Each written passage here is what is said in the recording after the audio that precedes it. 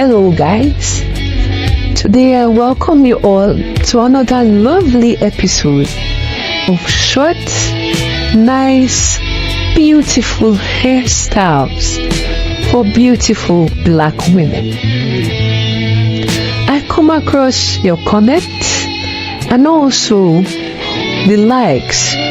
I want to appreciate you all for engaging with me and also interacting with the comment section.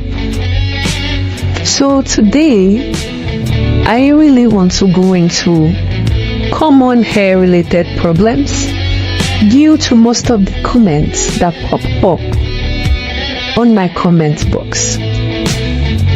So now I want to talk on some common hair related problems that women faces, such as thinning edges, brittleness, or breakage.